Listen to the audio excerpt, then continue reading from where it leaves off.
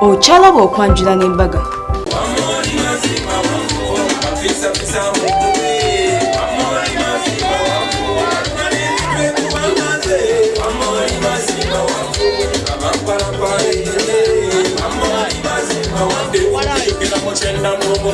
Mwana wange shida bale tumwongere engalo ez'amaanyi atutwala ku Dereka TV tukole butereevu.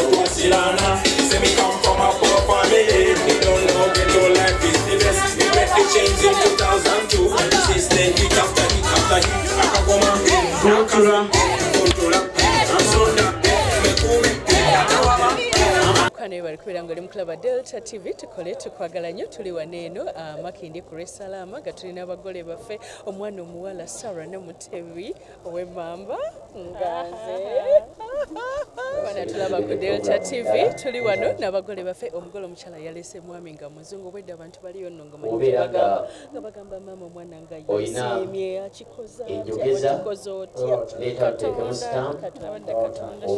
ekiboyi kyendabye tekirabika bulungi kimmwe kyaffe ndabameka n'abaana So how are you feeling today? How are you today? Today I'm happy. Yes, I've seen you dancing. Were you understanding the music? We hear a lot of time the Ugandan music at home. I don't understand all. I stand a little bit. Sometimes she was translating. And I like this music and I enjoy it. You enjoy it. Is there any song that you like in particular for Uganda? You mean special songs or special? I like songs of Rima. And she was here. And this song. Another one from another interpret, I think Malaika. Malaika by Winnie Raji. Hey, do you normally sing it for him? Yes. Can you sing it for him today? Yeah. Just one line. Can you sing it, sir, as well? I can't, but she. Just one line? Okay. Should I help you? Should I help you? I can. Okay. Ndaba kuchi malaika namukwano gwendi mungutu hatukawa masiti my doctor. Where did you guys meet? Where did you meet? Now we met in Berlin. Okay. Shaman. Okay. Yeah. It's on rare occasions that people go to Germany. What had you gone to do there? I went there for studies, and then during the course I met this handsome, charming guy. Yeah. What do you like most about him? Can you touch there? What you like most about him? I like his personality. Okay. And I like that he makes me special. Like, he puts me first. Yeah, that is so good. Yes. What has made you come to Uganda for this beautiful lady? I had to come here because I got to know her in Germany, and I'm very happy about that. She gave me the opportunity to get know her. Yes.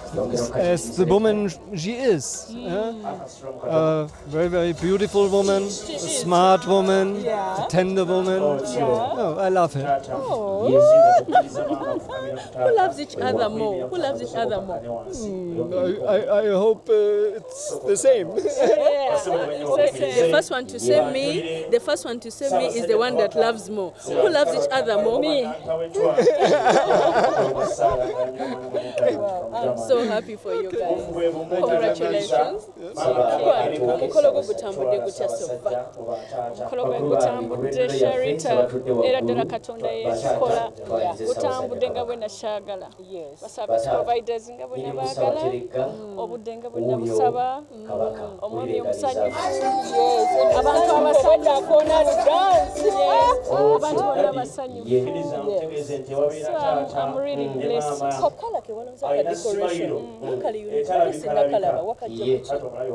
I like blue. Ate n'omwami wange ayagala nnyo blue. Kati I combined that nyamba. Let's come at sky blue. And you know what blue means? It means love. Yeah. Blue means love.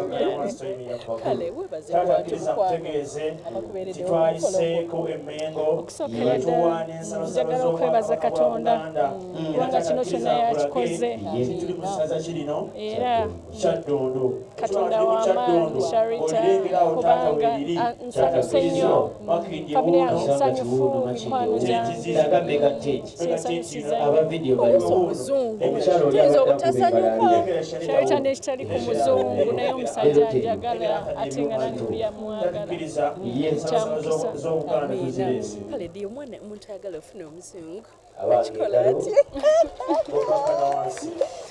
omutali nga ayagala ofuna omuzungu abasajja bonna be bamu okusooka abeere n'empisa bamanyi bwe tebabifaako baagala nnyo bawa ekitiibwa ate baagala nnyo okubalaga nti bambi n'oba mukakkamu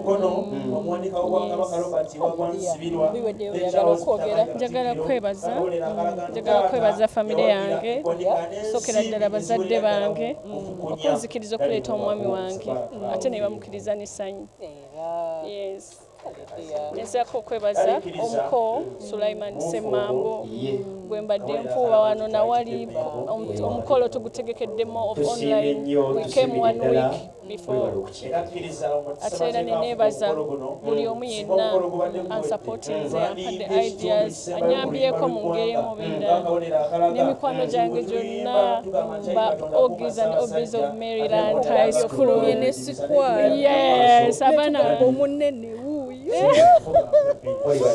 abaana bampadde love from bridal shower I feel so loved. Nsabanga olaba embeera tukuwadde ba ushers baffe badde bankoledde bulungi abaana balina ekisa abaana balina keya I recommend everyone kubanga bw'oleeta Sharita n'oleeta ba ushers Sharita nategeka omukolo gwo it's the best thing you can ever. Thank you so much. Biweddeyo byonna ki ekisinza okusanyusa ku mukolo gwo? Ekisinza okunsanyusa nga bwe nayagala omukolo gwange era bwe guli ekyo kinsanyusizza nnyo. Tweyanza nnyo nyabo. Sebo, we wish you all the best. You're welcome to Uganda. Feel at home. What have you liked about our culture? Very interesting, and yeah, the people love to love. Yes. Yeah, I like it. Is there any Luganda word that you know? I didn't understand. Is there any Luganda word that you know? I love special how the people dance here. They want to dance, and I like it. Any Luganda word? Any Luganda word? Any Luganda word? Yes. Malaika. Okay. There's a way we say "I love you." Do you know that one? You can say it in Luganda, "Nkwagalanyo," and you can tell her that. Oh wait. What's no? In Luganda? Nkwagala nnyo. Nkwagala nnyo. It's a little bit hard. Nkwagala nnyo. Kale ddeya tuva ku Delta TV tukole tukwagala nnyo omukolo kagwongere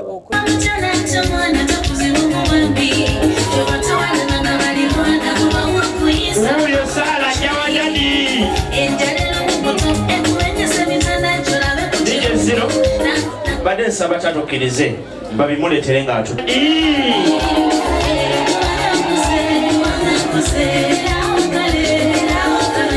anayo okuzaala omulungi wagwami tuwulireko taata ali tuwulireko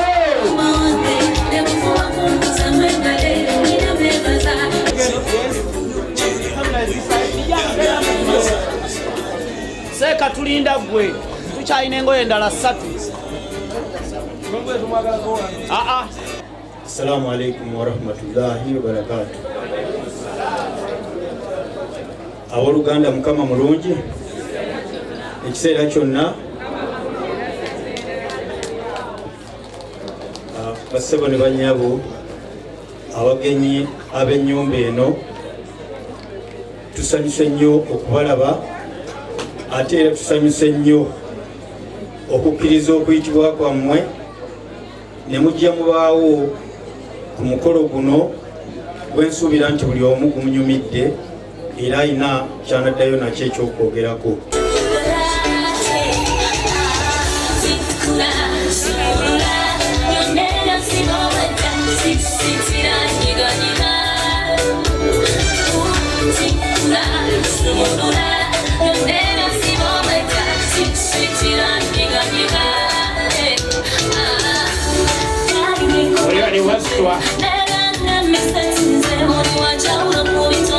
Omuzungu omutabane tumukubire mu ngalo naye asiimye embeera eriwo.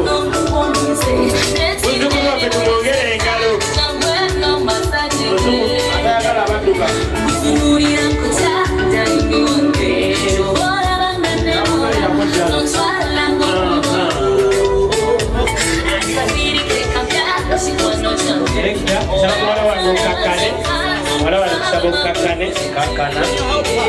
Then tikula bahuli okutikula mu luzungu tiku naye baba kituufu omanye oluzungu tiku kakati njagala omugamba amukyuse mu nsingo so you give her care don't be like omulugwa don't hanga totuga yikuweweta that is the care this is east west like this east west oyamuganye mu squeeze and anga munyigo tuge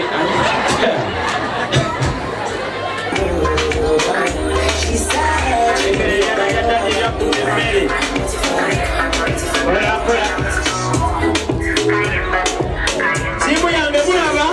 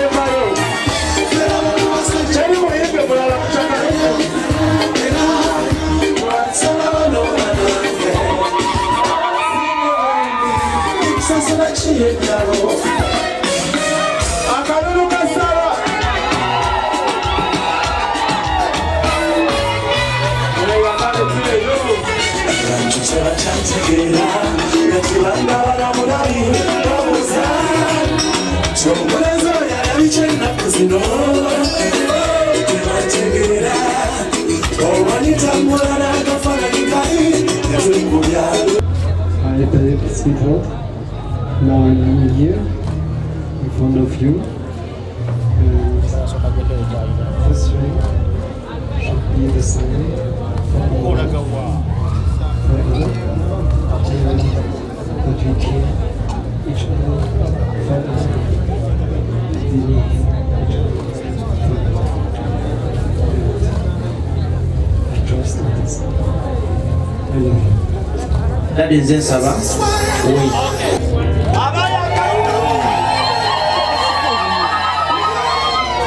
laba empete enjamani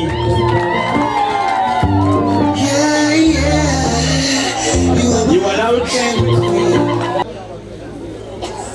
the dream come true. I'm so proud of you, and I know you can make me a good husband. Though we have our wedding on 17th May in Germany, I still believe that I should give you this ring because you deserve it. I love you so much. Thank you for being here. 17 May yembaga abanalinyenyenye mweteketeke sibawo yatimu bayimu Mukwano gwange omulungi omukolo gw'omukyala w'emmamba nganza abaana b'emmamba tulabye tulina ebisima nammwe ab'emizire mirala muleete emikolo ku Delta tutegere nti nammwe mulina emizima naye ngo ye Sarah Namutebi n'omwamwe kati eyafuuse Muhammad omwana n'aleeta omuzungu ate n'amusiramula bannange kino nga kika okikola otya kati kene mukwano mubulango ate bwe tukomawo tugenda kutuusako kye bayita graduation eyasookedde ddala eya Sharita School of Beauty twalabera kuyitako ku Malakai Eco Lodge atera tulina gowns changing dresses Miss dresses faba Sharita's Bridal World negamba ku Njovu Junior School enansi nawamala njoba otwala omwana wo school fees ez'owekisiro za kuteesa ate nga buli kimu ku mwana wa baby class okisangayo katukene mulango bwe tukoma tukena kutusaako amatikkira agasookedde ddala aga Sharita School of Beauty. Okyalaba okwanjula n'embaga.